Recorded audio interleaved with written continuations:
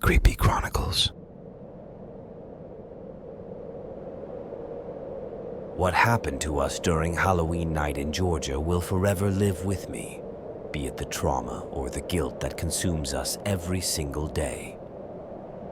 Me and my other 3 friends had decided to spend the night on the outskirts of Georgia, not far from town. Since we never really go out together, we were pretty excited. On the 31st of October 2023, I packed camping stuff and met up with the others at a local diner where we were going to start our journey. The drive to our destination was pretty straightforward.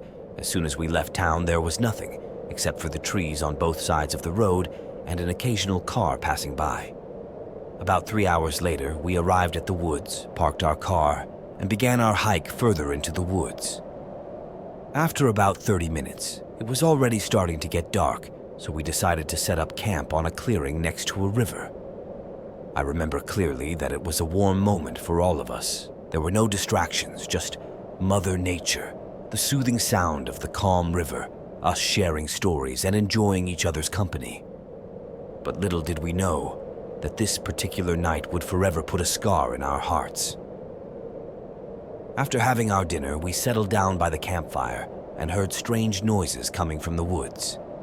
We brushed it off thinking it was just some wild animals. Later in the night, we heard the same noises, but this time it gave us an uneasy feeling as the noises were in a pattern, like a code or a signal that a person would make, and we were miles away from civilization for any nearby human presence. Not wanting to scare one another, we brush it off again, telling each other it might have been a deer or an animal. After a long and exhausting day, we said goodnight, went to our different tents, and dozed off to sleep. Somewhere in the middle of the night, I was awoken by one of my friends. Let's call him John for the sake of this story. John woke me up, telling me to accompany him because he needed to take a leak and that he had a strange feeling about going alone.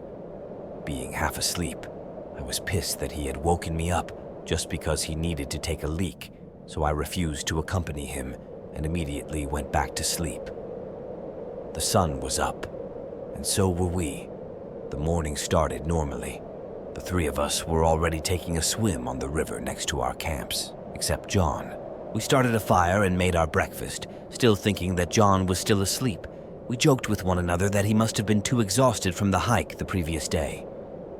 It was only about 11 a.m. that things went sideways. We decided to wake him up as it was already about to be noon. That's when we opened his tent and he wasn't there. Panic immediately struck each one of us, but we tried our best to be logical, thinking that he might have woken up before us and was somewhere nearby. We waited till nightfall for his return, which he never did. There was no sign of him the next day either. I suspected that he might have wandered into the woods and lost his way.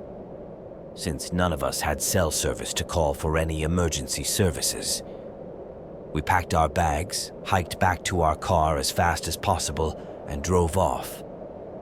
As soon as we came closer to town, we called and informed the police that our friend had gone missing in the woods we were in. We went with the police to the same place we'd been the previous night, and they conducted a huge search that lasted for 3 days. We were worried since John was our friend.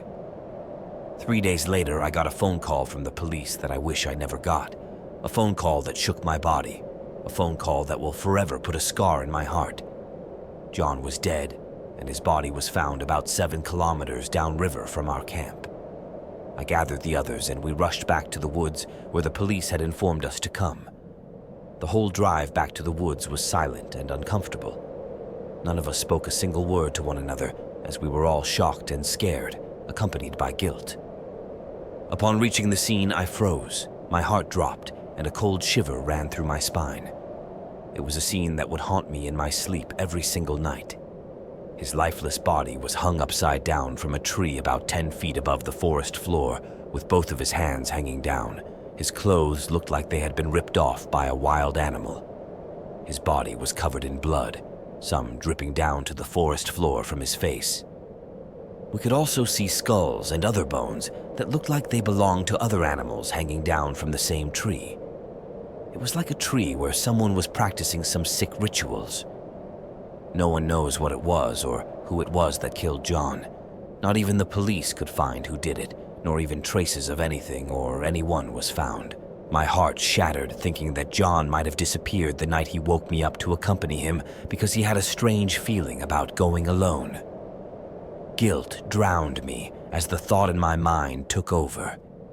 He would still be alive if I had accompanied him, and things might have been different.